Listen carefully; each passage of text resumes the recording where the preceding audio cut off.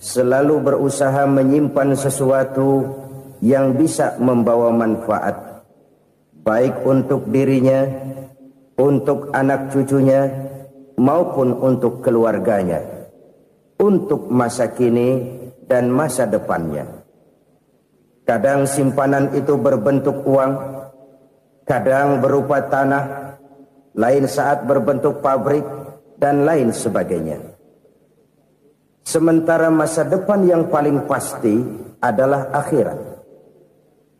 Jika untuk masa depan dunia kita rela memeras keringat, membanting tulang, pergi pagi dan pulang petang, menyimpan uang, menyimpan tanah, menyimpan pabrik, pernahkah kita merenung jika satu saat kiamat datang, kita dibangkitkan dari kubur masing-masing, berdiri di padang mahsyar untuk mempertanggungjawabkan seluruh kegiatan hidup kita di dunia ini, lalu kita akan menuju ke alam akhirat. Sudahkah kita mempunyai simpanan untuk akhirat kita? Pada pertemuan kali ini saya ingin menyampaikan sebuah hadis di mana Rasulullah sallallahu alaihi wasallam bersabda, "Arba'un min kanzil jannah." Simpanan sorga ada 4 macam. Yang pertama, ikhfa'us sadaqah, menyembunyikan sedekah. Saudara-saudara kaum muslimin, sebagaimana yang kita maklum bahwa Allah Subhanahu wa taala melebihkan sebagian rezeki dari kita terhadap yang lain. Ada yang kaya, ada yang setengah kaya, ada yang miskin, ada yang setengah miskin, dan selanjutnya. Ada yang gajinya kecil tapi penghasilannya gede. Ada yang penghasilannya gede tapi nggak punya gaji. Ada juga yang memang gajinya gede dan penghasilannya gede. Kelebihan rezeki merupakan sunnatullah dan tidak harus membuat kita merasa lebih dari yang lain. Bahkan sebaliknya, kelebihan itu harus membuat kita ringan tangan untuk menolong mereka yang memang memerlukan pertolongan. Kalau saudara diberikan ilmu, maka pertanyaan akhirat cuma satu: ilmumu kau amalkan untuk apa? Kalau saudara diberikan umur yang panjang, pengadilan akhirat juga bertanya satu: umurmu kau habiskan di mana? Tapi kalau saudara diberikan harta, pengadilan akhirat akan bertanya dua: hartamu kau dapat dari mana? Kau belanjakan kemana? Dari mananya ditanya dan kemananya juga ditanya. Oleh karena kita akan dimintakan pertanggungan jawab, maka amanah yang bernama harta ini harus kita gunakan dengan sebaik-baiknya. Ada penggunaan yang merupakan kewajiban, itu zakat namanya. Ada penggunaan yang sewaktu-waktu, itu infak namanya. Ada yang lebih sewaktu-waktu lagi, dan itu sedekah namanya. Zakat dia terikat oleh haul dan nisab, oleh putaran batas waktu dan ukuran dari harta itu sendiri. Sedangkan infak terikat oleh situasi dan kondisi perekonomian seseorang. Sedangkan sedekah tidak terikat dengan apapun. Dalam kondisi seperti apapun kita bisa melakukan sedekah dengan yang terkecil sekalipun. Sampai-sampai Rasulullah sallallahu alaihi wasallam mengajarkan, la tahqiranna minal ma'rufi syai'an walau an talqa akhaka biwajhin talik. Atau ada hadis, tabassumuka fi wajhi akhika laka shadaqah. Senyumanmu kepada temanmu adalah sedekah. Jadi untuk melakukan sedekah tidak harus dalam berbentuk uang. Dengan ilmu kita bisa sedekah, dengan tenaga kita bisa bersedekah, dengan pikiran kita bisa bersedekah, bahkan senyum kepada teman itu pun sedekah. Jadi kalau sedekah dengan uang memang belum punya uang, nyengir aja banyakin. Itu asal pada tempatnya, jangan lalu ketemu tiang listrik cengengesan. Tentu tidak pada tempatnya dan tidak wajar. Nah, sedekah yang paling dicintai Allah adalah sedekah yang disembunyikan. Artinya, jauh dari sifat riya. Kan kadang-kadang ada orang sedekah itu disebutkan namanya, apa tidak bagus? Kalau memang niatnya ikhlas, ya bagus-bagus saja. Untuk memberikan sugesti kepada yang lain. Di Fulan bin Fulan nyumbang sekian, diumumkan. Boleh kalau niatnya untuk memberikan rangsangan kepada yang lain supaya dia menyumbang lebih besar dari orang tadi. Tapi kalau itu mendatangkan riya, maka sedekah yang paling dicintai Allah adalah sedekah yang disembunyikan. Tangan kiri saja tidak tahu apa yang diberikan oleh tangan kanan. Sedekah yang dilakukan dengan ikhlas akan merupakan perbendaharaan surga, tersembunyi dari pandangan orang lain, tidak seorang pun tahu. Karena memang sikap yang baik adalah melupakan kebaikan dan mengingat kesalahan. Itu salah satu ciri orang bahagia. Orang yang selalu mengingat kesalahannya dan berusaha melupakan segala kebaikannya. Kalau dia akan berada kebaikan, dia tidak bisa ikut, dia merasa rugi karena dia merasa belum pernah berbuat baik. Tapi kalau akan melakukan kesalahan baru, dia ingat kesalahan yang sudah-sudah, sehingga terhalang baginya untuk melakukan satu kesalahan baru. Demikianlah saudara-saudara, bahwa Allah melebihkan rizki sebagian kita dari yang lain, agar terjadi tolong-menolong dalam kehidupan ini. Jadi kesenjangan yang nature, kesenjangan yang alami, itu sunnatullah. Ada yang kaya, ada yang miskin, ada yang kelas menengah. Nah, kenapa lalu sekarang kita berusaha mengentaskan kemiskinan? Oleh karena adanya kesenjangan struktural.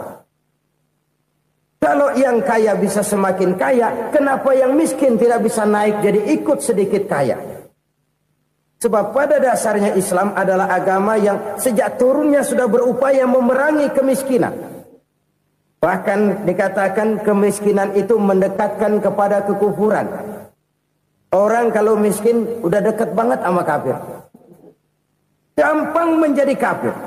Berapa banyak saudara-saudara kita yang oleh karena soal perut, oleh karena soal materi, terpaksa meninggalkan dan menanggalkan akidahnya. Menjual petunjuk yang diberikan Allah dengan kesenangan dunia yang cuma sebentar ini. Na'udzubillah, thumma na'udzubillah. Jadi makin kita sembunyikan satu sedekah, semakin banyak perbendaharaan kita di surga. Sedekah yang paling dicintai Allah adalah sedekah yang disembunyikan.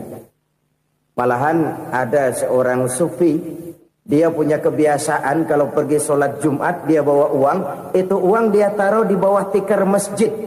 Dia niat sedekah kepada siapa saja yang nemuin itu duit. Maksudnya apa? Supaya yang nemuin nggak tahu siapa yang punya duit. Demikian dia saking ingin menyembunyikan sedekahnya. Karena sifat riya itu bisa memakan amal kita sendiri.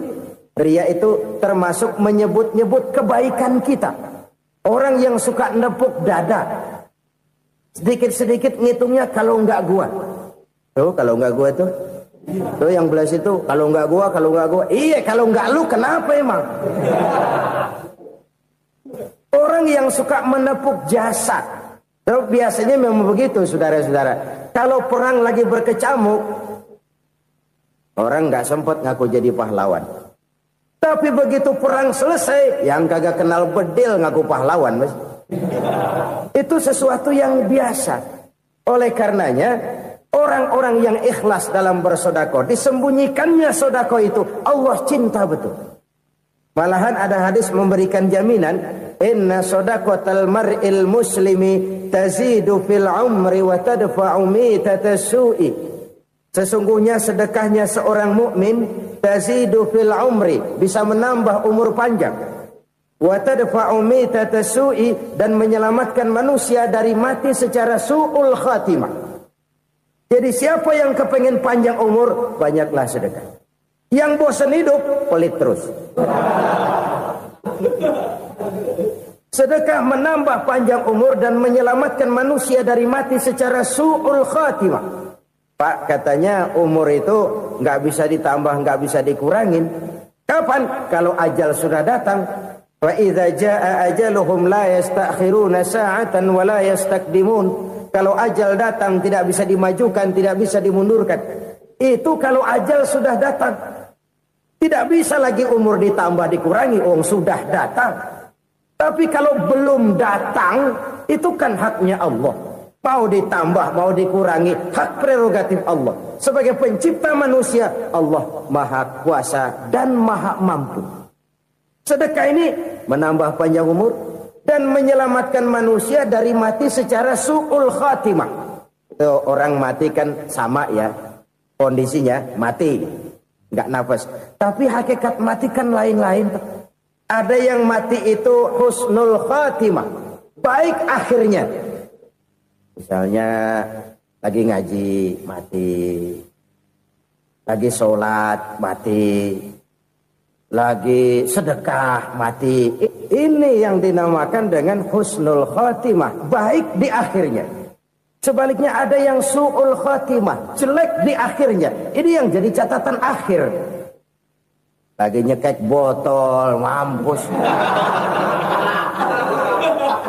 Lagi banting kartu, modar.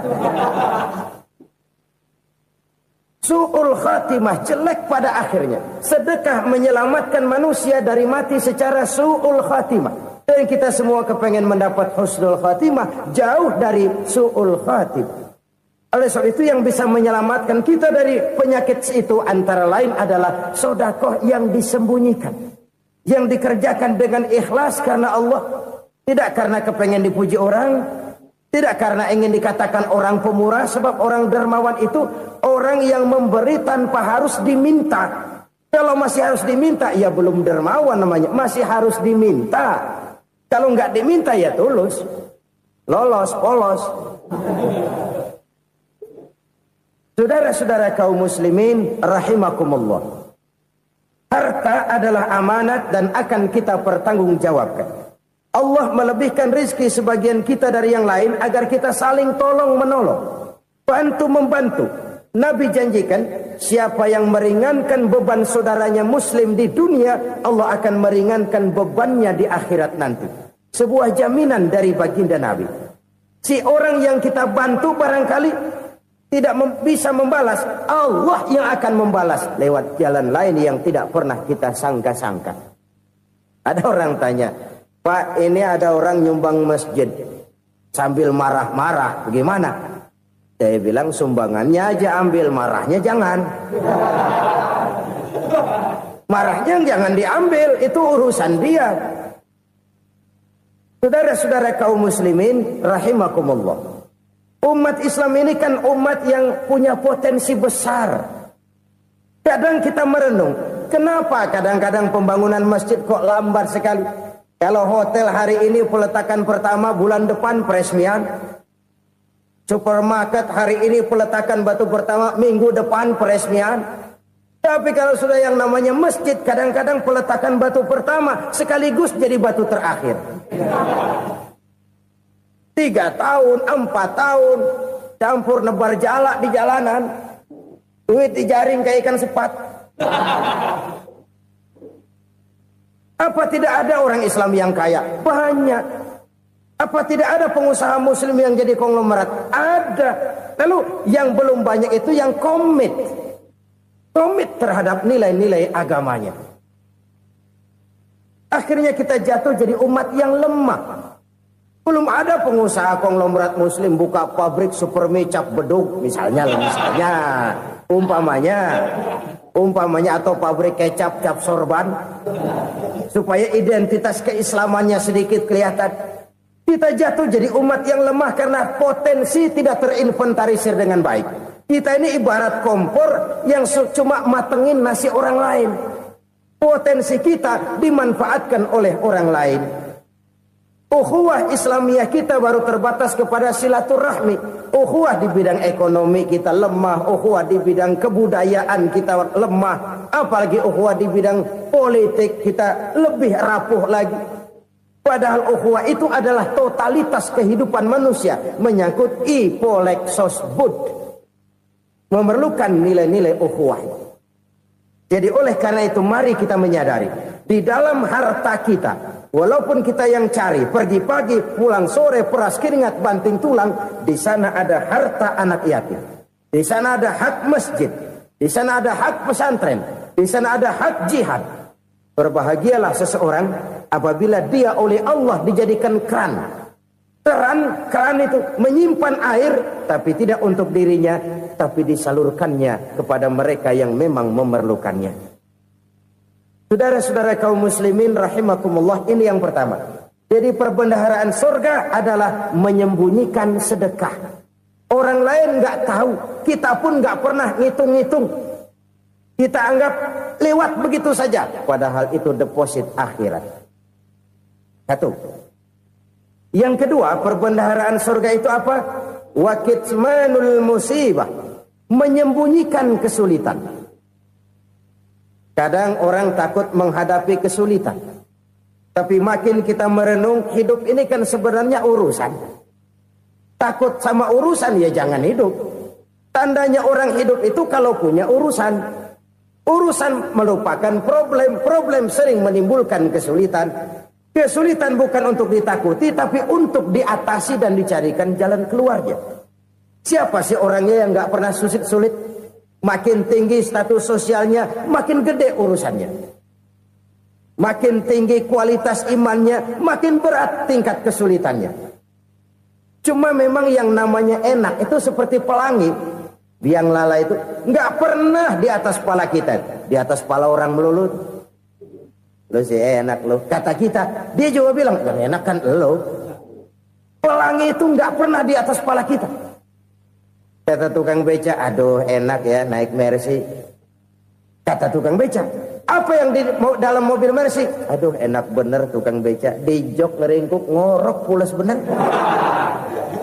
Saya kamar pakai AC, sejuk, tempat tidur sutra, empuk, alga, spring bed, kulak kulik, nggak bisa pules kalau belum minum Valium, belum tidur. Enak bener tukang beca, di jok ngorok nggak tahu wetan kulon.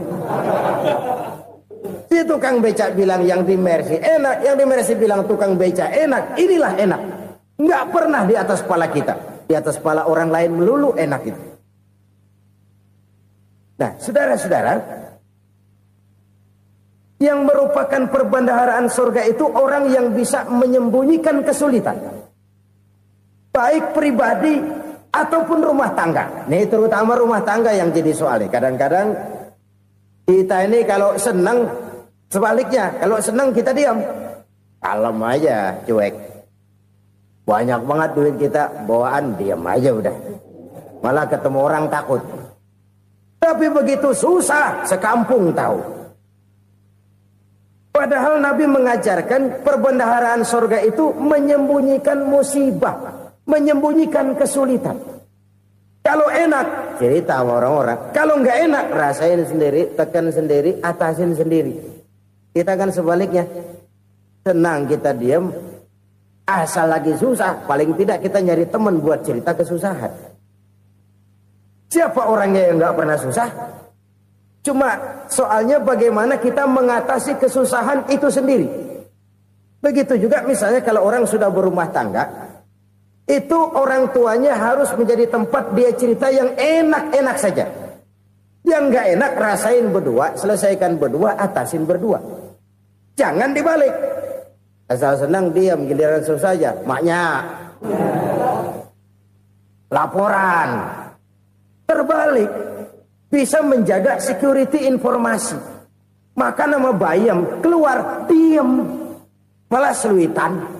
Enak amat lo makan daging ayam. Security informasi. Saudara-saudara kaum muslimin rahimakumullah.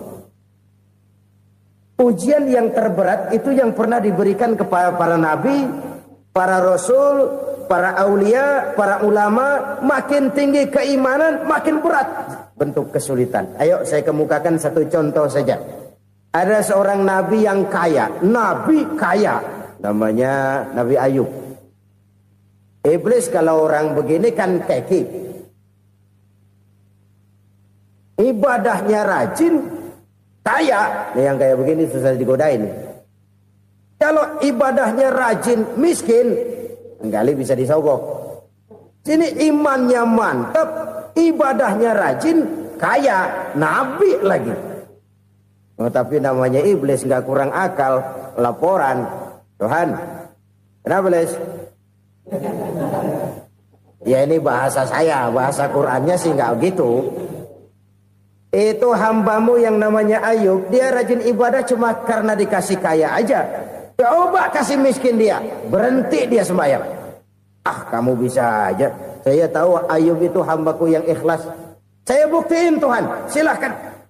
Dibuktiin lah, iblis turun ke alam ini. Yang mula-mula dia lakukan, dia rusak sawah ladang Nabi Ayub. Dia binasakan binatang ternak Nabi Ayub. Sehingga dalam waktu singkat, jatuhlah Nabi Ayub dari orang paling kaya jadi orang paling miskin. Beliau masih ibadah di mihrab dalam masjid. Datang iblis. Saudara Ayub, ya, lagi ngapain? Ibadah. Nyembah Allah, nyembah Allah. Oh, percuma. Kenapa? Tuhan yang ente sembah nih, dia udah bikin miskin ente. Sawah ladang ente hancur lebur, binatang ternak binasa. Sekarang ente jadi orang paling miskin. Ngapain nyembah Tuhan kayak begitu? Tekor. Udah berhenti dah ibadah, berhenti ibadah. Ini iblis sama Tuhan laporannya lain, yang dikerjakan kepada Nabi Ayub juga lain. Benar begitu iblis kata Nabi Ayub? Iya, sawah ladang saya habis, buras. Binatang ternak saya binasa, binasa. Saya miskin, bangpak. Apa jawab Nabi Ayub? Bukan innalillahi, ya ini hebat. Alhamdulillahillazi a'tani wa akhza minni. Segala puji bagi Allah yang telah memberikan harta kepada saya dan sekarang mengambilnya lagi. Alhamdulillah. Allah yang ngasih, Allah yang ambil. Itu mah urusan Allah. Iblis cuman ibadah jalan terus, sujud lagi Nabi Ayub. Iblis seleher gondok banget. Dasar Nabi nggak mempan dia apa-apain. Miskin malah alhamdulillah. Allah yang ngasih, Allah yang ngambil. Jadi kalau kita tidak komit, kita tidak terikat kepada kaya, miskin, senang, susah, apa yang bisa bikin kita susah? Jadikan kekayaan, kemiskinan, jadikan senang, susah sebagai anak buah yang bisa kita atur. Jangan kekayaan ngatur kita, jangan kemiskinan ngatur kita. Kita yang harus mengatur mereka. Senang, susah, kaya, miskin, bahagia, sengsara, jadikan itu anak buah yang bisa kita atur. Kalau sekarang kita kaya, lain saat boleh jadi kita miskin, semiskin-miskinnya. Allah yang ngasih, Allah yang ngambil. Tenaga mana yang bisa menghalangi? Ibadah jalan terus. Iblis makin gondok. Dasar Nabi loh. Akhirnya apa? Nabi Ayub dikerjain, diberikan penyakit. Demikian fatal penyakitnya. Bayangin, udah miskin sakit. Masya Allah. Miskin sakit. Sakitnya nggak lama, kira-kira 16 tahun. Istrinya 3, 2 mental minta ceraiin. Ngerawatin laki bengek begini. Senang belum tentu, susah udah pasti nih. Cerai aja, cerai dah. Cerai. Tinggal satu Siti Rahmah yang setia menemani beliau. Sesetia-setianya hati perempuan. Satu saat Siti Rahmah bilang, "Bang, iya, abang kan Nabi bang. Lalu, namanya Nabi kan doanya jarang meleset bang. Maksud kamu minta kenapa sih sama Tuhan biar abang sembuh baik dah bang?" Siti Rahmah, iya. Saya sakit berapa tahun sih dah? 16 tahun bang. Sebelum ini saya sehat berapa tahun? Ya kira-kira 60 tahun bang. Nah coba ente banding-bandingin Rahmah. Saya dikasih sehat 60 tahun. Dikasih sakit 16 tahun. Sudah nggak sabar. Mau doa kepada Allah minta sembuh. Saya malu. Malu kepada Allah. Diuji dengan yang luar biasa seperti ini. Tidak mengganggu stabilitas kehambaannya. Dia tetap menghamba kepada Allah subhanahu wa ta'ala. Saudara-saudara kaum muslimin rahimakumullah. Kunci menghadapi kesulitan itu apa? Allah jelaskan dalam satu ayat, wa basyiris sabirin alladzina iza asabathum musibah qalu inna lillahi wa inna ilaihi raji'un. Gembirakan orang-orang yang sabar Siapa mereka itu? Yang apabila mendapat musibah mereka kembali kepada keyakinan dasar. Segalanya dari Allah dan segalanya akan kembali kepada Allah. Ini konsepsi dasar dari sikap muslim dalam menghadapi berbagai kesulitan. Segalanya dari Allah, segalanya akan kembali kepada Allah. Kalau ini sudah kondisi dasarnya, maka kita akan lapang menghadapi kenyataan bagaimanapun pahitnya. Apakah itu namanya miskin, apakah itu namanya sakit, bahkan maut sekalipun. Maut sekalipun. Segalanya dari Allah, segalanya akan kembali kepada Allah. Ini sikap hidup, bukan sekedar ucapan. Kita kadang-kadang menjadikannya sebagai ucapan. Mulutnya sehingga berhenti, innalillahi wa inna ilaihi rajiun, tapi nangisnya terus gerung-gerungan. Bukan itu, ini kesadaran moral. Kalau segalanya dari Allah, segalanya kembali kepada Allah, kan sebenarnya cuma nunggu giliran.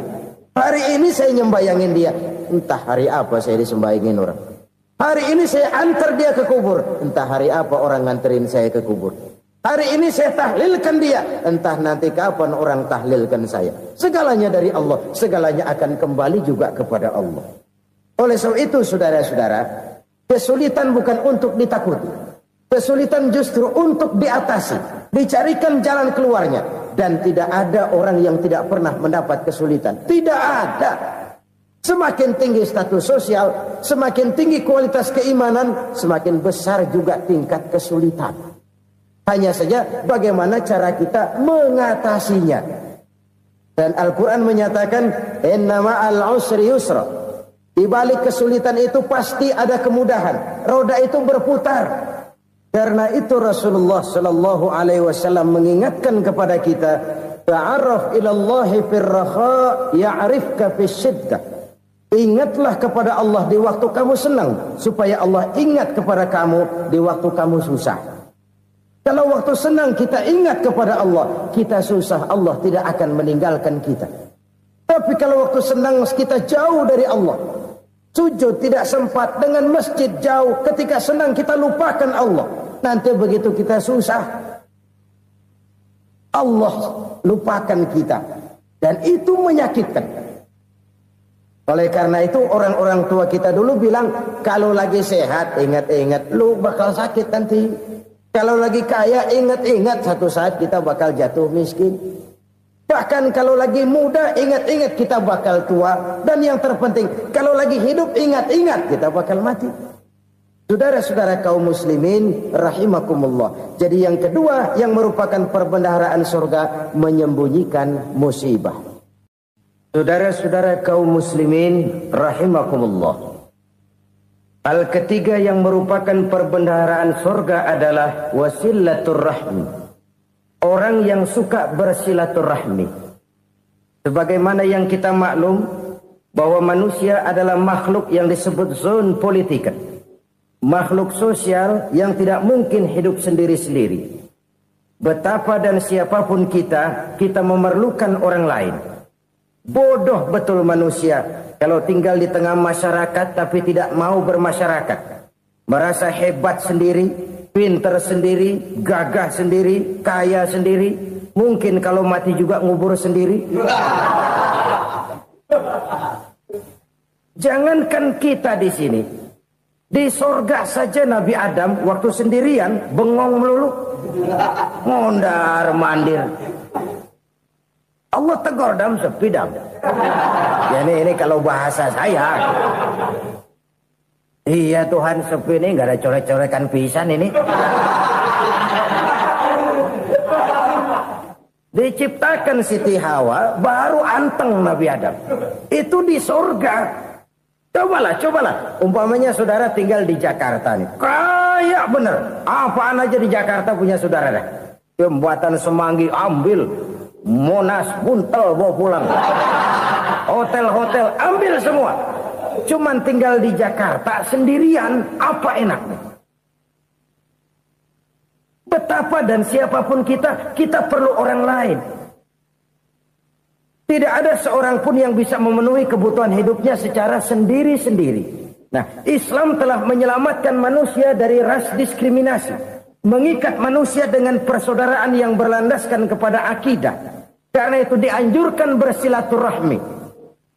Bahkan Nabi menyatakan, man arada ayyubsata lahu fi rizqihi wa yunsa'a fi atharihi falyasil rahimah.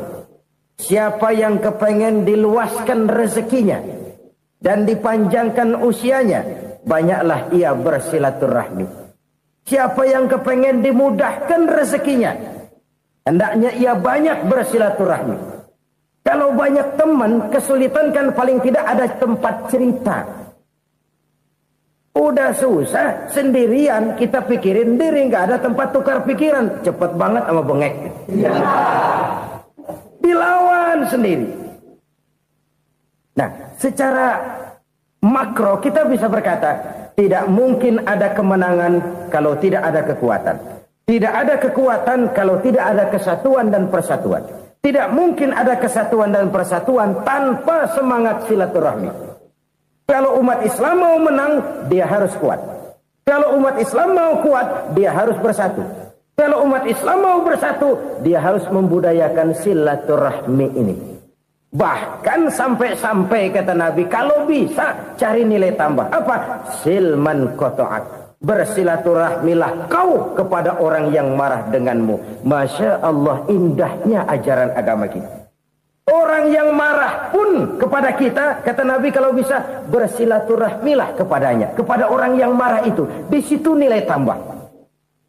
Cuman jujur nih hadis, ngucapinnya gampang, ngamalinnya yang berat banget. Orang marah sama kita, kita disuruh silaturahmi, ada apa malu? Lu marah, ada gua marahan lagi. Tunggu pikirin. Saudara-saudara kaum muslimin rahimakumullah. Tapi ini yang diajarkan, bahkan ini yang dicontohkan oleh baginda Rasul. Bagaimana begitu mudah? Misalnya satu saat Abu Jahal ini ngatur strategi bagaimana bikin Muhammad celaka. Dia gali lubang di depan tempat tidurnya. Dia tutupin daun korma. Terus dia panggil seseorang, ke sini. Kasih tahu Muhammad, pamannya sakit keras, minta ditengokin. Berangkat orang ini ke sana. Muhammad, labbaik. Pamanmu sakit keras, dia minta ditengokin. Baik, saya akan datang menjenguk beliau. Berangkatlah Nabi ke rumah Abu Jahal tanpa prasangka apapun. Abu Jahal udah pasang setil, selimut 3 rangkap setengah dipakai. Persis kayak orang meriang. Tapi sembari ngintip dari balik selimut. Begitu Muhammad buka pintu, nah masuk perangkap nih. Muhammad jalan menuju tempat pembaringan. Makin lama makin dekat, makin lama makin dekat. Makin dekat ke lubang yang dipasang oleh Abu Jahal itu. Dalam hati Abu Jahal, terus dah jatuh, mampus dah lo ini. Mampus lo hari ini. Apa yang terjadi? Malaikat Jibril datang. Muhammad, pamanmu cuma pura-pura sakit. Di depan tempat tidurnya ada lubang perangkap supaya kamu jatuh ke situ. Sudah, kamu pulang. Balik kanan Nabi. Sudah hampir jatuh ke lubang, balik kanan, pulang. Bayangin kecewanya Abu Jahal. Muhammad dikit lagi, Muhammad dikit lagi. Enggak paman, saya pulang aja. Emosi bangun dari tempat tidur, enggak sadar kalau lagi pura-pura sakit. Lompat ngejar Nabi, dia lupa dengan lubang yang dia gali. Serak, nyemplung sendiri ke dalam lubang.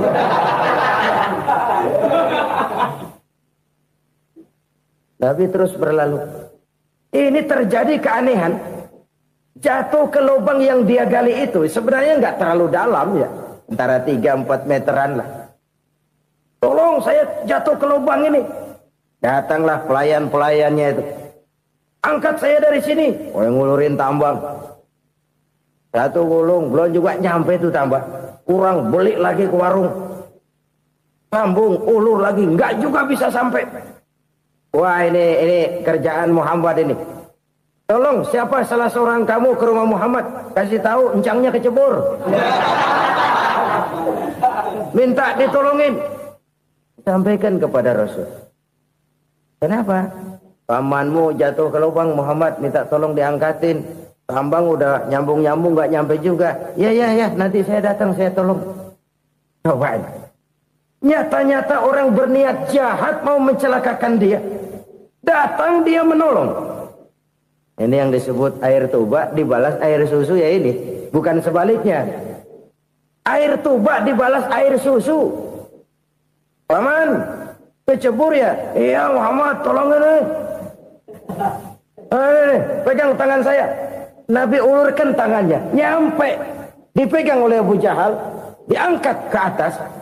Sampai atas. Apa kata Abu Jahal? Sihirmu memang hebat Muhammad. Udah ditolongin dikata sihir. Yang enak kita kemplang kan itu orang begitu. Urusan apa? Tapi inilah akhlak. Kalau bisa kamu bersilaturahmilah dengan orang yang marah kepadamu sekalipun. Orang marah kita tetap baik. So, kalau kita berbuat baik sama orang yang memang baik, rasanya sih biasa-biasa aja. Orang baik kita baik lagi, ya draw aja, belum ada nilai tambah di situ.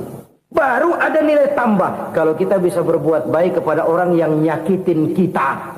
Itu namanya kita setingkat di atas dia. Dia sakitin kita, kita berbuat baik sama dia. Dia pelit sama kita, kita baik sama dia. Dia marahin kita, kita deketin dia. Di situ kita punya nilai tambah.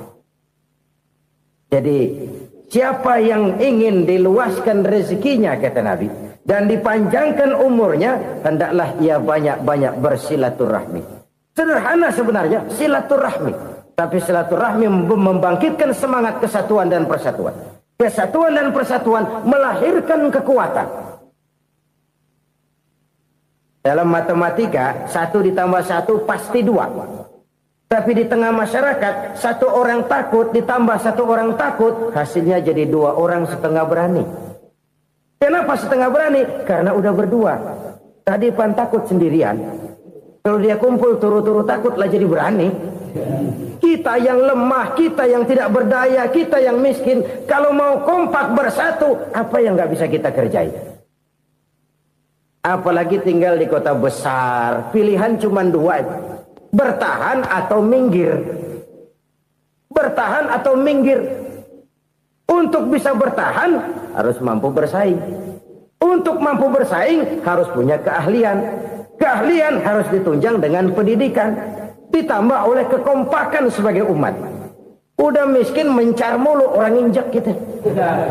Orang nggak pandang urusan apa yang malu. Oleh karena itu silaturahmi pada hakikatnya merupakan roh dari ukhuwah yang diajarkan oleh agama kita. Bagaimana Islam menyelamatkan masyarakat manusia dari ras diskriminasi, mengikat manusia, dan tidak ada persaudaraan yang lebih indah selain persaudaraan yang diikat dengan nilai-nilai akidah. Sepanjang orang di jalan Allah, itulah saudara kita. Keluar dia dari jalan Allah, selesailah persaudaraan sampai di situ. Karena itu, kalau ingin menyimpan sesuatu di surga, banyaklah bersilaturahmi. Datang ke rumah ini, datang ke rumah itu, dan lain sebagainya. Itu simpanan kita di akhirat nanti. Ini yang ketiga. Saudara-saudara, yang keempat, perbendaharaan surga itu apa? Wa qawlu la hawla wa la quwwata illa billah. Ucapan la hawla wa la quwwata illa billah. Ibadah kan ada yang berat, modalnya besar. Bangun masjid berat, modalnya besar. Bangun rumah sakit berat, modalnya besar. Ada ibadah yang berat, tapi modalnya ringan. Misalnya puasa. Puasa itu berat, mengendalikan nafsu. Kalau sekedar nggak makan nggak minum sih enteng, mengendalikan nafsu itu jihad terbesar. Tapi kan modalnya ringan, cuma niat saja. Ini ibadah berat, modalnya ringan. Ada ibadah yang ringan, modalnya juga enteng. Seperti termasuk ucapan la haula wa la quwwata illa billah. Tanpa sadar, la haula wa la quwwata illa billah. Nyelengin tuh di surga. Nyelengin, kita nggak terasa. Nyelengin simpenan akhirat. La haula wa la quwwata illa billah. Nyimpan lagi. Kaget, la haula wa la quwwata illa billah. Nyimpan lagi. Banyak simpanan. Walaupun sebenarnya yang dimaksud di sini adalah kesadaran batin. Bahwa tidak ada daya dan kekuatan kecuali Allah. Itu intinya. Kita memulai pekerjaan disunahkan baca bismillah. Kan begitu. Apa itu? Kesadaran moral. Bahwa ini saya bisa kerjakan. Saya kerjakan ini dengan menyebut nama Allah. Kenapa? Kalau Allah tidak memberikan daya dan kekuatan, mana mampu saya kerjakan ini. Maka saya kerjakan ini dengan menyebut nama Allah. Bismillah. Kesadaran moral. Manusia hanya wajib berusaha, tapi nggak pernah wajib berhasil. Banyak hal-hal yang kalau kita renungkan secara rasio nggak mungkin, tapi jadi kenyataan. La haula wala quwata illa billah. Tidak ada daya dan kekuatan kecuali bagi Allah semata-mata. Kesadaran moral akan kelemahan dan keterbatasan makhluk bernama manusia. Kadang kita kagum dengan otak, tapi kita sering lupa sama yang bikin otak. Padahal bagaimanapun hebatnya otak, yang bikin otak pasti lebih hebat dari otak. Nggak percaya, silahkan otak-otakan. Inilah kecenderungan. Kita kagum dengan pesawat-pesawat mutakhir, bukan main, besi gede banget terbang itu. Alangkah hebatnya. Lalu apa yang bikin otak tidak lebih hebat dari itu semua? Kita puji laut, apa yang bikin laut tidak lebih hebat dari laut itu? La haula wala quwata illa billah. Tidak ada daya dan kekuatan kecuali Allah. Apa yang bisa kita lakukan kalau tidak karena daya dan kemampuan yang diberikan oleh Allah kepada kita? Lahirlah sikap tawadu, rendah hati, tidak melonjak menjadi angkuh dan sombong, sadar akan kelemahan dan keterbatasan diri. Sebagai makhluk yang diciptakan oleh Allah Subhanahu wa ta'ala. Jadi satu sisi ini ucapan yang berpahala, la haula, jadi wiridan.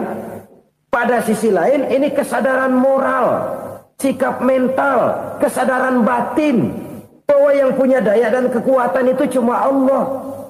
Kita nggak pantas untuk sombong, sebab sombong itu pakaiannya Allah. Kita nggak sedang pakai pakaian Allah, kegedean. Dan makin kita renungi, makin terbentur. Apa sih yang bisa kita sombongin? Kita mau sombong apa? Kaya,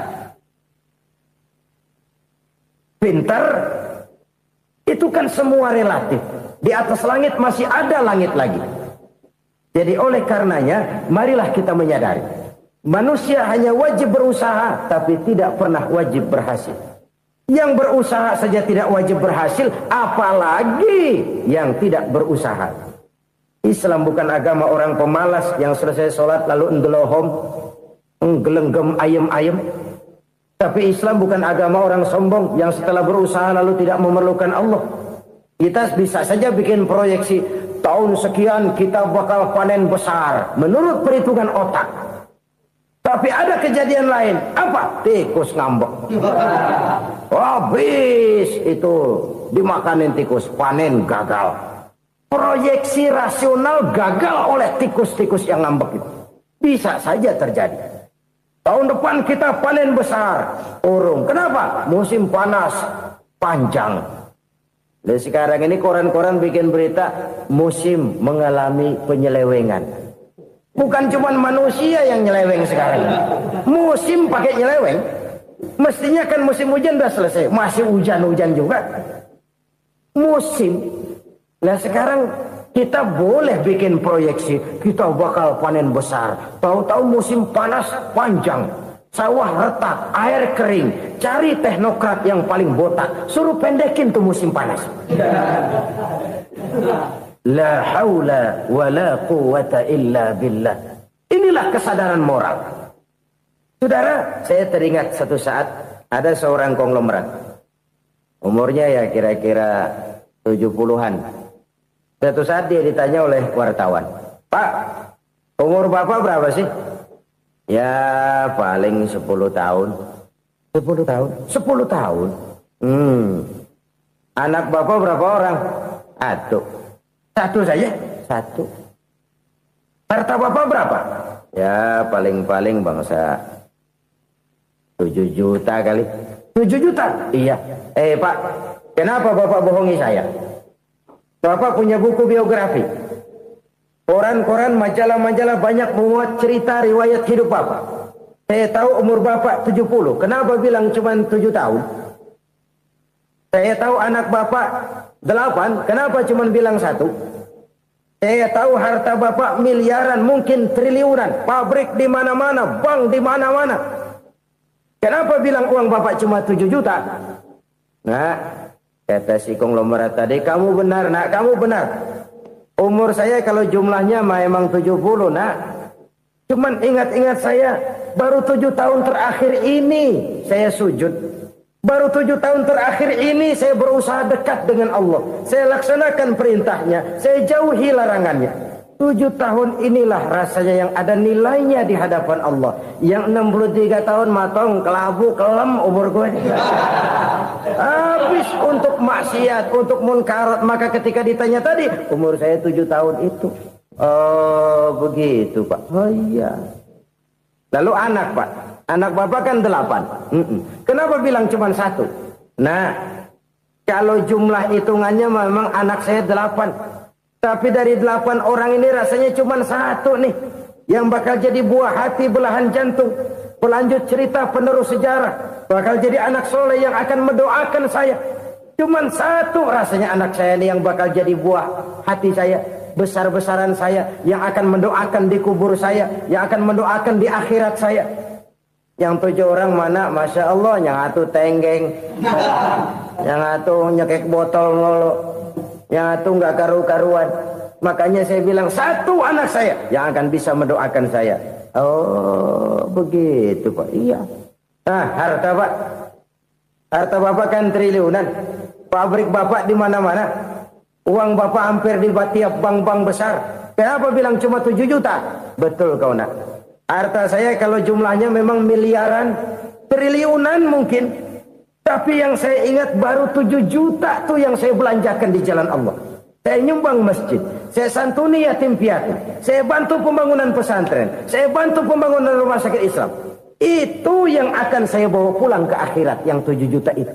Yang triliunan itu nanti akan diperebutkan oleh anak-anak saya sebagai waris saya. Jadi harta saya 7 juta itu yang bakal nemenin saya di akhirat. Yang akan saya bawa pulang jadi teman saya. Saudara-saudara kaum muslimin, jangan-jangan orang tua itu adalah kita-kita ini. Jangan-jangan kita-kita ini adalah orang tua itu. Jangan-jangan itu potret dari diri kita masing-masing. Dari sekian umur yang diberikan Allah, berapa tahun yang ada nilainya di hadapan Allah? Dari sekian anak-anak yang merupakan amanah, berapa yang akan mendoakan kita sebagai orang tuanya menjadi anak soleh? Dari sekian banyak harta yang diberikan Allah, berapa yang akan kita bawa pulang menghadapnya nanti, yang kita belanjakan di jalan Allah? Ini sebuah potret kehidupan. Karena itu kita kembali kepada la haula wa la quwwata illa billah. Kita wajib berusaha, kita wajib berikhtiar. Selebihnya, segala daya dan kekuatan hanya milik Allah saja semata-mata. Satu kesadaran batin dari setiap pribadi muslim. Setelah ia berusaha dan berikhtiar, ia menyerahkannya kepada Allah Subhanahu wa ta'ala. Jadi, satu sisi ini merupakan wiridan ucapan yang mengandung pahala. Pada sisi lain, ini merupakan sikap batin dari seorang muslim di dalam ia menghadapi realitas kehidupan ini. Saudara-saudara kaum muslimin, rahimakumullah. Kalau ini kita jadikan satu basis kehidupan, maka ini akan menyelamatkan manusia dari kemungkinan tergelincir menjadi orang yang lupa diri dan lupa darat. Sebab itu Imamul Ghazali berpesan, jadidis safinah fa innal bahra amiq wa khuziz zad fa inna safara ba'id wa khaffifil hamla fa innal hamla sadid. Perbarui selalu kapalmu karena lautan sangat dalam. Bawa bekal yang banyak karena perjalanan ini sangat jauh. Ringankan beban karena kebanyakan beban akan menyakitkan. Alangkah indah kalimat ini, alangkah dalam makna yang terkandung di sana. Perbarui selalu kapalmu karena lautan sangat dalam. Apa artinya ini? Jaga mentalmu baik-baik. Pelihara imanmu baik-baik karena hidup penuh cobaan seperti lautan. Kita kalau berlayar di lautan kan kadang-kadang tenang, angin bertiup sepoi-sepoi basah. Jika malam datang bintang gemintang bertabur menghias cakrawala. Rembulan memantulkan sinarnya dengan indah. Dalam keadaan begitu berlayar enak. Tapi lain saat ombak menggunung, halilintar menyambar, angin topan bertiup. Berapa banyak sudah saudara-saudara kita yang tenggelam di lautan dunia tanpa sadar bahwa dia belum sampai kepada pantai yang akan dituju. Berapa banyak sudah saudara-saudara kita yang tenggelam di lautan dunia ini tanpa sempat bangkit lagi. Dia menyangka sudah sampai kepada tujuannya. Hati-hati kapal jangan sampai bocor karena lautan sangat dalam. Iman ini jaga baik-baik karena hidup penuh dengan ujian. Wa khuzizat fa inna safar ba'id. Bawa bekal yang banyak karena perjalanan sangat jauh. Saudara mau ke Bandung, bawa duit. Saudara mau ke Surabaya, banyakan lagi duitnya. Saudara mau ke Mekah, gepokan, iketan tuh duit nggak lembaran lagi. Makin jauh perjalanan, makin banyak bekal yang harus kita bawa. Kalau saudara dari Jakarta mau ke Surabaya, kagak bawa duit berangkat juga, itu sih bukan berani namanya, nekat. Sampai Surabaya belum tentu, sengsara di jalan udah pasti. Kenapa? Nggak bawa bekal berangkat. Sama juga kita nih, misalnya belum sempat sembahyang, mati. Waduh, berani banget orang. Belum punya bekal, mati. Sengsara di jalan. Atau bekal tidak cukup. Dari Jakarta saudara mau ke Surabaya, bawa duit 500 perak. Paling jauh Cikampek nyampenya itu. Paling jauh itu. Antara jauhnya perjalanan dengan bekal yang saudara bawa tidak seimbang. Hidup ini perjalanan panjang. A walking tour. Dimulai dari alam arwah. Sebelum jasad diciptakan, roh diciptakan lebih dulu. Dari situ pindah ke alam rahim. Dari alam rahim pindah ke alam dunia. Dari alam dunia pindah ke alam barzah. Baru menuju akhirat. Satu perjalanan panjang. Kalau bekal tidak bawa, sengsara di jalan. Bawa bekal yang banyak karena perjalanan ini sangat jauh. Wa khaffifil hamla, ringankan beban karena beban itu cuma akan menyulitkan. Kalau bekal itu sih keperluan, tapi beban nggak kita perluin, cuma ngeberat-ngeberatin. Apa ini beban? Dosa, kecurangan, kebatilan, kezoliman, ketidakadilan, kesewenang-wenangan. Itu akan jadi beban kita di akhirat. Alangkah celakanya, perjalanan panjang, bekal tidak bawa, beban kelewat banyak, alamat sengsara di jalan. Pahala tidak ada, dosa berlipat ganda. Na'udzubillah, summa na'udzubillah. Kalau kita rangkum nasihat Al-Ghazali dengan kisah si konglomerat tadi, kita akan mengambil kesimpulan. Pertama, bekal terbaik dalam menghadapi gejolak kehidupan ini tidak lain adalah iman. Yang kedua, pahala dan dosa. Dua hal kontroversial. Pahala adalah bekal, dosa adalah beban. Tapi kita sekarang kan tidak begitu terangsang kepada yang abstrak. Orang berlomba mencari yang konkret-konkret saja. Yang real. Kalau memang dosa, benjol dong. Kira-kira begitu. Kira-kira begitu. Persis orang Yahudi dulu. Orang Yahudi itu kan pernah minta kepada Nabi Musa. Ya Musa, lan nu'mina laka hatta narallaha jahrah. Musa, kami nggak bakal mau beriman kepada Allah kalau belum kami lihat Allah ada nongkrong di depan kami. Kalau memang Tuhan ada, taruh dong di depan kami. Mau yang konkret-konkret saja. Kalau memang dosa, benjol dong. Kalau memang pahala, berasa dong. Orang terangsang kepada yang real, yang konkret-konkret saja. Karena itu, untuk mengejar dosa, orang mau bayar. Tapi untuk mengejar pahala, walaupun tidak bayar, orang segan. Ini yang dikatakan oleh Nabi, kamu mengharapkan ke surga, tapi kamu berat melaksanakan sesuatu yang bisa membawa kamu ke surga. Kamu ingin jauh dari neraka, tapi tiap saat kamu lakukan perbuatan-perbuatan yang justru menjerumuskan kamu ke neraka. Idda'aitum an-najata minan nar wa ramaitum fiha anfusakum. Kamu ingin selamat dari neraka, tapi kamu lemparkan diri kamu ke neraka. Kamu ingin masuk surga, tapi berat sekali kamu melakukan perbuatan-perbuatan yang bisa menyampaikan kamu di surga. Saudara-saudara kaum muslimin rahimakumullah. Jadi hal keempat yang merupakan perbendaharaan surga adalah la haula wa la quwwata illa billah. Satu sisi ini merupakan ucapan yang memperberat timbangan akhirat. Pada sisi lain ini merupakan sikap hidup seorang muslim. Kesadaran batin yang sangat dalam bahwa tidak ada daya dan kekuatan kecuali Allah. Dan itu kita simbolkan pada saat memulai pekerjaan dengan Bismillah. Dengan menyebut nama Allah. Satu kesadaran moral. Saya hanya bisa melakukan ini karena diberikan daya dan kekuatan oleh Allah. Lahirlah sikap tawadu, rendah hati, tidak melonjak menjadi angkuh dan sombong. Saudara-saudara, sampai sini dulu jumpa kita kali ini. Semoga 4 perbendaharaan surga ini dapat kita lakukan, yang kelak akan merupakan bekal kita di kemudian hari nanti. Amin ya rabbal alamin. Bapak-bapak, ibu-ibu, saudara-saudara kaum muslimin rahimakumullah.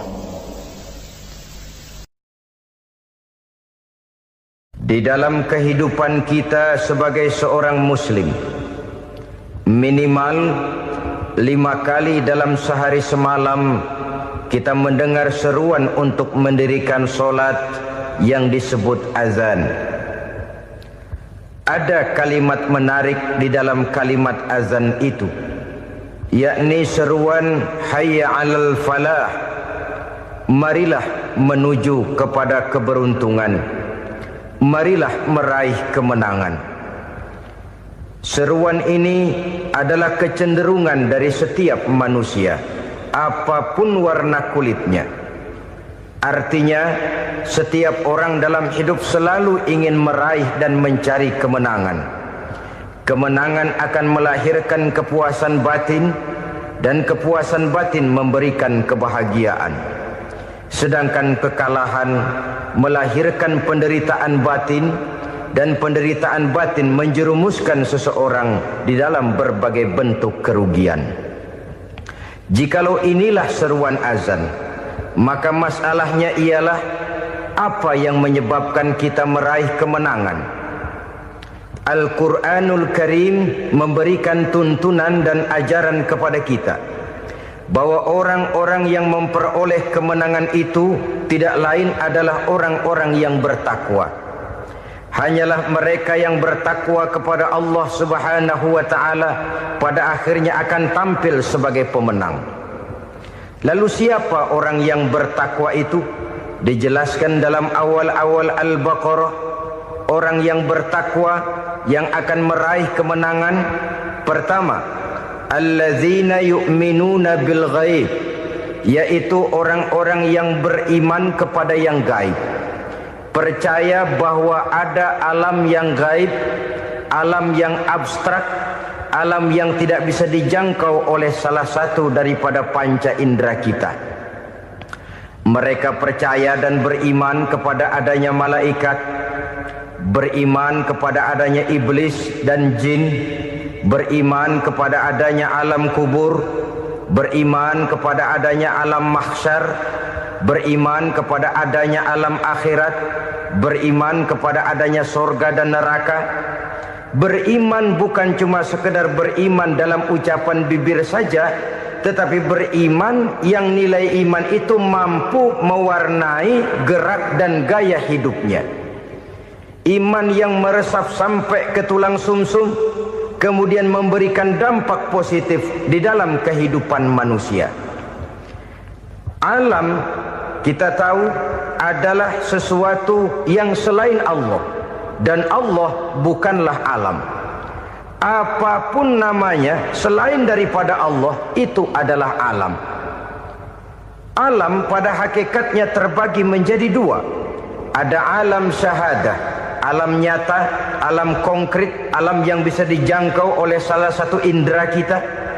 Kemudian ada alam ghaib, alam yang tidak bisa dijangkau oleh panca indera kita, alam metafisika, alam abstrak, alam yang wajib kita imani keberadaannya. Kita percaya bahwa malaikat itu ada, Kita percaya kepada jin, bahwa jin itu ada. Kita percaya kepada adanya iblis dan setan. Bukan percaya kepada iblis dan setannya, percaya bahwa iblis dan setan itu ada. Itu termasuk salah satu daripada sifat orang yang bertakwa kepada Allah. Saudara-saudara kaum muslimin rahimakumullah, kecenderungan pembangunan yang lebih bersifat materialistis biasanya menggeser aspek kehidupan rohani. Orang berpikir empiri, dan dalam pola pikir yang demikian maka alam gaib tidak lagi mendapat perhatian. Aspek kehidupan yang bersifat rohaniah malah mulai ditinggalkan. Akibatnya terjadilah kepincangan di dalam kehidupan kita. Pernah ada satu pengalaman pribadi dalam perjalanan kembali ke tanah air. Dalam pesawat di sebelah kanan saya duduklah seorang Jerman, namanya Heiner Simonsen.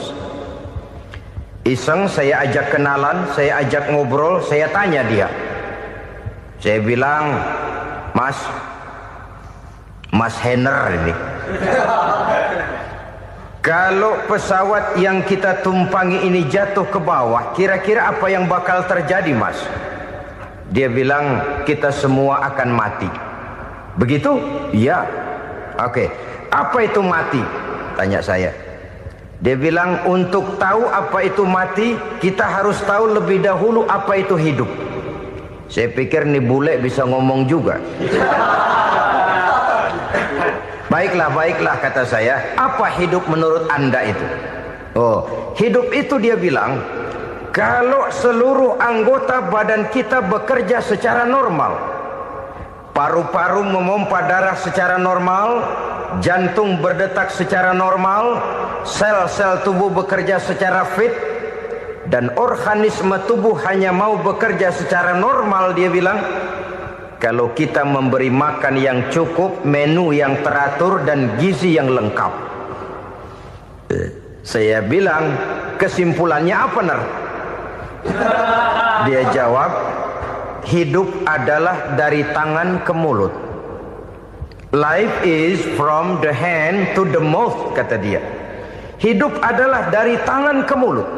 Jadi masalah hidup tidak lebih daripada masalah isi perut.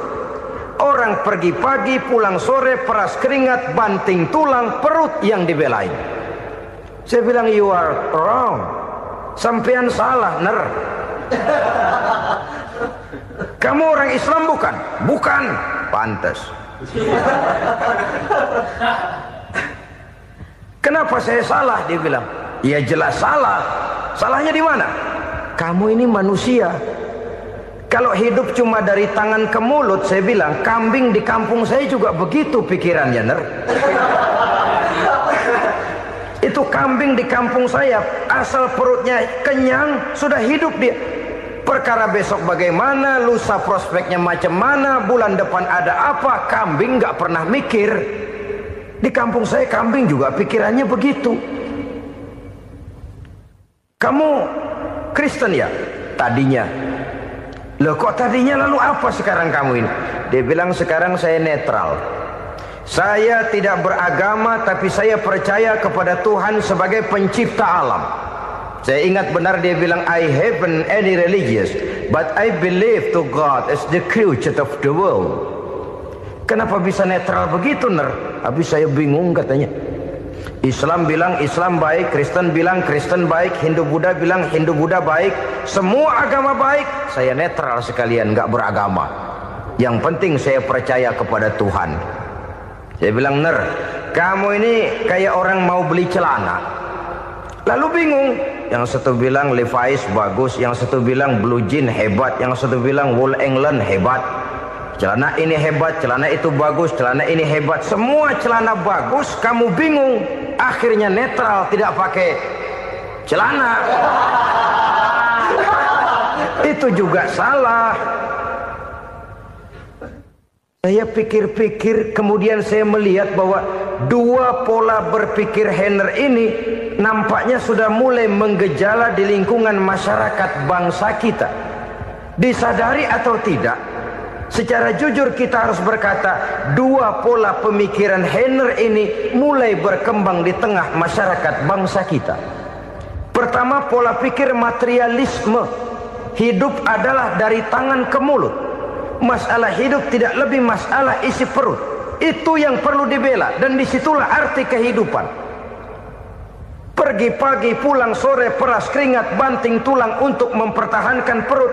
Kalau sudah kemari cara orang berpikir, maka buat apa percaya kepada yang gaib? Untuk apa sholat? Untuk apa puasa? Untuk apa zakat?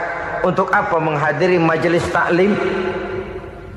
Tanpa kepercayaan kepada yang gaib, hidup berjalan menurut alur empiris dan materialis. Kalau sudah ke sana cara orang berpikir, biasanya orang lalu cenderung menghalalkan segala cara.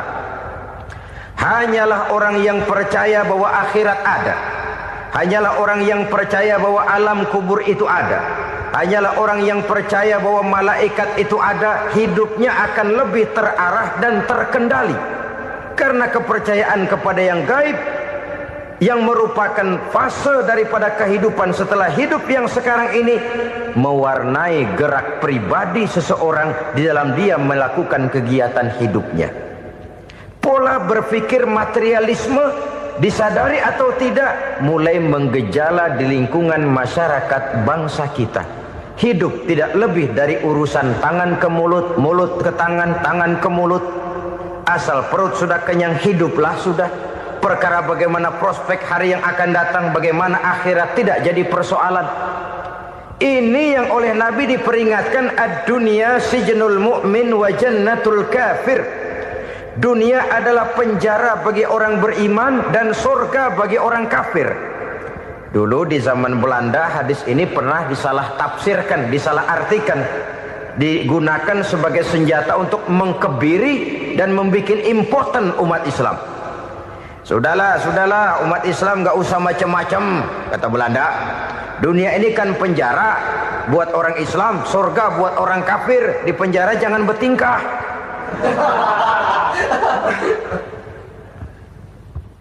Pengertiannya tidak begitu. Dunia adalah penjara bagi orang mukmin. Artinya dalam kehidupan dunia seorang mukmin tidak bebas memperturutkan hawa nafsunya. Di penjara hawa nafsunya itu. Sebaliknya surga bagi orang-orang kafir. Buat orang kafir, surgalah dunia ini. Mereka bebas memperturutkan hawa nafsunya. Dilarang tidak terlarang, dicegah pun tidak tercegah. Mereka hidup menurut alur bisikan nafsu mereka sendiri. Kemudian bila ajal datang, maut merenggut nyawa, selesailah surganya sampai di situ. Maka bagi orang-orang yang tidak percaya kepada adanya akhirat, kepada adanya alam gaib, surganya sebatas umurnya. Sekali lagi, surganya sebatas umurnya. Bila umur selesai, ajal pun datang merenggut nyawa, selesailah sudah surganya sampai di situ.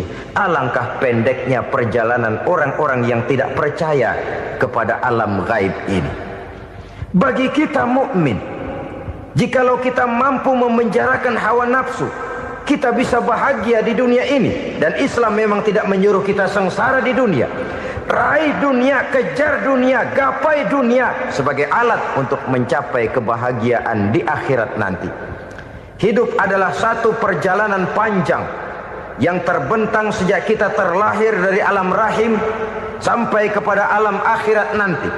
Andai kata kita gagal meraih kebahagiaan di dunia, toh kita masih punya akhirat. Tapi jangan jadi dalil yang melemahkan semangat.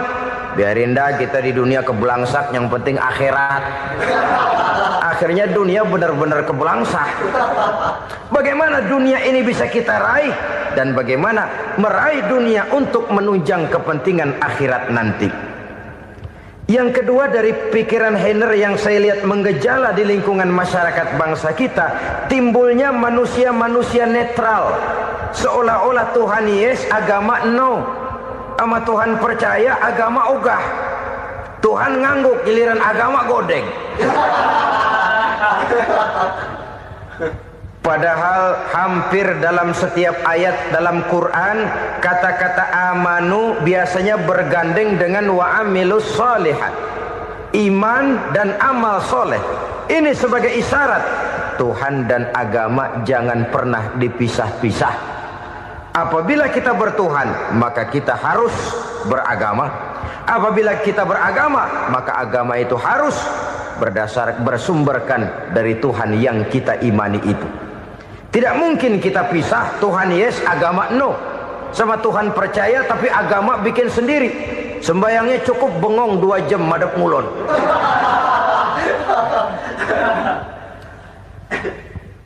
Saudara-saudara kaum muslimin rahimakumullah. Jadi dengan demikian, agama yang kita akui merupakan unsur mutlak di dalam pembangunan sekarang ini, merupakan bagian dari kehidupan yang menuntun kita bahwa di balik alam nyata ini, di balik alam syahadah ini ada alam gaib. Dan mudabbir, murabbi, yang mengatur, yang menguasai, yang memelihara baik dia alam nyata, baik dia alam gaib, tidak lain adalah Allah Subhanahu wa ta'ala. Di sana ada satu super power, satu maha kekuatan yang kita perlu bersandar kepadanya. Sebagai makhluk nyata yang hidup di alam nyata, berbuatlah secara nyata sebagaimana harusnya kita berbuat.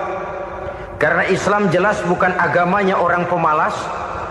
Islam jelas bukan agamanya orang yang mengajarkan setelah selesai sholat boleh duduk, nggelenggem ayam-ayam, ndelohom, menghitung bintang di langit sambil menunggu keajaiban. Tidak. Islam adalah agama yang mengajarkan apabila sholat sudah selesai kamu kerjakan, bertebaranlah di permukaan bumi, cari karunia Tuhanmu. Jangan hidup berpangku tangan menunggu keajaiban. Karena hidup bukan undian. Jangan berharap untung besar tanpa mau peras keringat. Tapi di sebalik itu toh kita juga harus yakin bahwa di sisi usaha nyata yang kita lakukan ada satu super power, satu maha kekuatan gaib yang menentukan berhasil dan tidaknya usaha kita. Kepercayaan kepada hal semacam inilah yang mendorong kita untuk mempunyai sandaran vertikal, agar jikalau usaha ini berhasil, kita tidak lupa diri dan lupa daratan. Jikalau usaha ini gagal, kita tidak putus asa dan buruk sangka, tidak cupik pandangan dan sempit hati, tapi mampu melihat persoalan dengan kacamata putih sambil husnuzon kepada Allah Subhanahu wa ta'ala. Kita percaya malaikat itu ada. Ada yang namanya raqib dan atid, mengawasi gerak hidup kita sampai kepada gerak hati kita. Ini memberikan sugesti agar kita berhati-hati. Tidak sejengkal tanah pun kita bisa berlindung dari pengawasan raqib dan atid. Ada munkar nakir yang akan menyoal kita di alam kubur. Ada malaikat Malik, penjaga neraka. Ada malaikat Ridwan yang menjaga surga. Kita percaya kepada adanya jin, kita percaya kepada adanya setan, iblis. Percaya kepada adanya, bukan mempercayai si setan, si iblis lalu menjadikannya sebagai teman. Tidak. Percaya bahwa mereka itu ada dan merupakan makhluk Allah yang gaib, yang diciptakan Allah Azza wa Jalla. Kepercayaan kepada alam gaib memberikan motivasi terhadap gerak lahir manusia, sehingga dengan motivasi kepercayaan kepada yang gaib, gerak lahir jadi lebih terarah, jadi lebih terpelihara. Pernah seseorang bertanya, "Pak, apakah adanya akhirat bisa dibuktikan secara ilmiah?" Saya bilang tidak bisa, tidak bisa. Kenapa? Karena yang berangkat nggak pernah pulang kembali lagi. Kalau dia pulang kemari bisa kita tanya bagaimana enak di sono. Cuma secara moral saya katakan, lebih beruntung orang yang percaya kepada akhirat daripada yang tidak. Sekarang saudara percaya akhirat ada, lalu saudara baik-baik di dunia, sholat, puasa, zakat, menolong orang lain, menebarkan kebajikan. Saudara mati, andai kata akhirat tidak ada, toh dalam hidup saudara sudah berbuat baik. Paling tidak nama saudara akan dikenang sebagai orang baik. Sebaliknya, saudara percaya, kata saya, bahwa akhirat tidak ada, lalu hidup semau-maunya, tenggelam dalam maksiat dan munkarat, menentang Allah, tidak mau ruku dan sujud. Lalu saudara mati, kemudian akhirat ada. Ayo, mau apa? Bekal tidak punya. Jadi secara moral lebih beruntung orang yang percaya kepada adanya akhirat daripada yang tidak percaya. Dan itu alam gaib yang tidak bisa dibuktikan secara eksat. Jangankan untuk membuktikan seperti itu, dalam kehidupan sehari-hari saja yang kita rasakan tidak selalu berbentuk toh. Angin, bagaimana sih bentuknya angin? Kita tidak tahu. Merah, buktinya kalau dikerok merah. Yang merah itu kulit, yang kulit kita bukan anginnya. Sakit, rasa sakit itu ada, tapi bagaimana bentuk sakit kita nggak pernah tahu. Kalau kita makan cabai pedas, bagaimana bentuk pedas itu tidak ada, tapi rasa ada. Bentuk pedas hijau, cabainya bukan pedasnya. Tidak semua yang kita rasakan bisa kita gambarkan dalam bentuk yang konkret. Oleh karena itu, sekali lagi bahwa kepercayaan kepada alam yang gaib mampu memberikan satu sugesti yang menata kehidupan seseorang lebih lurus, lebih terarah, dan lebih terkendali. Maka wajar kalau kepercayaan kepada yang gaib mengantarkan seseorang untuk meraih kemenangan. Kenapa? Dia percaya kepada yang gaib, bahwa akhirat ada, bahwa alam kubur ada, bahwa pertanggungan jawab itu ada. Maka dia lalu tidak hidup saenae udele dewe, itu loh. Tidak hidup menurut seleranya sendiri, terarah, teratur. Ini cirinya yang pertama. Orang bertakwa yang akan meraih kemenangan, mereka beriman, mereka percaya kepada yang gaib. Bahkan hal-hal konkret saja selalu berangkat dari yang gaib. Saudara-saudara, para remaja, para pemuda sekarang ini tidak pernah tahu toh siapa yang akan jadi teman hidup saudara. Kita bisa saja ngerancang, mentargetkan, tapi toh akhirnya yang namanya jodoh bukan kekuasaan kita. Rezeki di luar kemampuan kita. Begitu juga ajal. Maut, jodoh, ajal adalah contoh-contoh konkret bahwa pada akhirnya yang gaiblah yang menentukan. Bertahun-tahun ngelancong, emang jodoh seret, nggak jadi.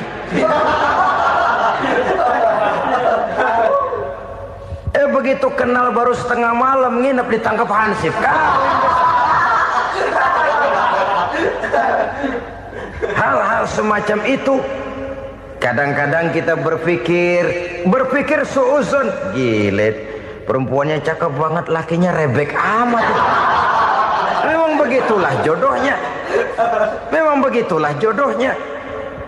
Saudara hadirin ma'asyiral muslimin yang saya hormati, jadi hal-hal yang konkret saja kita yakini sepenuhnya ditentukan oleh satu superpower yang gaib itu tadi. Dari sanalah segala ketentuan itu berangkat dan kesanalah segalanya akan kembali. Maka kepercayaan kepada yang gaib meluruskan gerak hidup seseorang dan itu akan mengantarkan dia kepada meraih kemenangan. Satu.